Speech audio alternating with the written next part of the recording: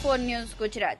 સુરત શહેરમાં નાના બાળકોના વાલીઓએ ચેતવા જેવો વધુ એક કિસ્સો સામે આવ્યો છે। ડિંડોલી વિસ્તારમાં રહેતી 1.5 વર્ષની બાળકી રમતા રમતા માતા પિતાની જાણ બહાર મેગ્નેટિક મણકાની માળા ગળી ગઈ હતી। 2-3 દિવસમાં પેટમાં દુખાવો અને ઉલટીઓ થવાની શરૂ થઈ ગઈ હતી। ત્યારબાદ સ્મીમેર હોસ્પિટલ ખસેડાતા એક્સરે કરતા પેટમાં મેગ્નેટિક મણકાની માળા હોવાનું સામે આવ્યું હતું। આ માળાના કારણે આંતરડાની દિવાલમાં કાણા પડી ગયા હતા।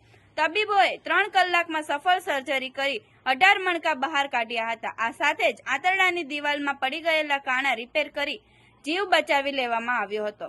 મળતી માહિતી પ્રમાણે ડિંડોલી વિસ્તારમાં 1.5 વર્ષની અનન્યા પરિવાર સાથે રહે છે। પિતા સાયકલ રિપેરિંગનું કામ કરે છે। 1.5 વર્ષની બાળકી માતા પિતાની જાણ બહાર મેગ્નેટિક મણકા ગળી ગઈ હતી। હજુ ભાષા બરાબર ન હોવાથી માતા પિતાને જણાવી શકી ન હતી। ત્યારબાદ બાળકીને ઉલટી તથા પેટમાં દુખાવો થતા નજીકના દવાખાને સારવાર માટે લઈ ગયા।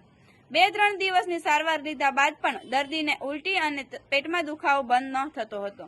બાળકીને લઈને ફરી દવાખાને લઈ ગયા, જ્યાંથી તેમને મોટી હોસ્પિટલમાં લઈ જવાની સલાહ આપવામાં આવી હતી, જેથી બાળકીને લઈને પરિવાર 27 ઓગસ્ટ 2024ના રોજ સ્મીમેર હોસ્પિટલ લઈ આવ્યા હતા। માતા પિતા મણકા ગળી જવાની માહિતીથી અજાણ હતા, તેથી તેમને નાના બાળકોના વોર્ડમાં દાખલ કરવામાં આવી હતી, જ્યાં તેણીનો પેટનો એક્સરે કઢાવતા ખબર પડી કે બાળકીના પેટમાં મણકાની માળા છે, તેથી તેણીને વધારે સારવાર માટે સર્જરી વિભાગમાં શિફ્ટ કરવામાં આવી હતી। સર્જરી વિભાગના પ્રોફેસર ડોક્ટર હરીશ ચૌહાણે એન્ડોસ્કોપી કરીને માળા કાઢવાની કોશિશ કરી, પરંતુ માળાના મણકા જઠરની દિવાલમાં ખૂપી ગયા હતા, તેથી તાત્કાલિક ઓપન લેપ્રોટોમી ટાંકાવાળું પેટનું ઓપરેશન કરવાનું નક્કી કર્યું હતું। ઓપરેશન દરમિયાન જાણવા મળ્યું કે દર્દીની જીઆઈ સિસ્ટમ એક બોલની જેમ ચીપકી ગઈ હતી। એક બોલ જેવો માસ થઈ ગયો હતો, જેને છૂટા પડતા જીઆઈ સિસ્ટમમાં વિવિધ ભાગોમાં 10 કાણા પડેલા હતા અને ત્યાં મેગ્નેટિક મણકાઓ ચોટેલા હતા।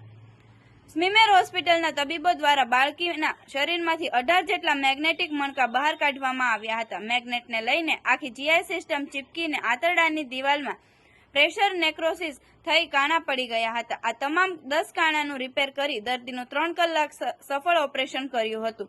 દર્દીને આજરોજ 12 દિવસ પછી સંપૂર્ણ સારવાર આપી પૂરેપૂરું સ્વસ્થ સ્થિતિમાં રજા આપવામાં આવી। આવા અવનવા સમાચાર જોવા માટે જોતા રહો P24 ન્યૂઝ ગુજરાત।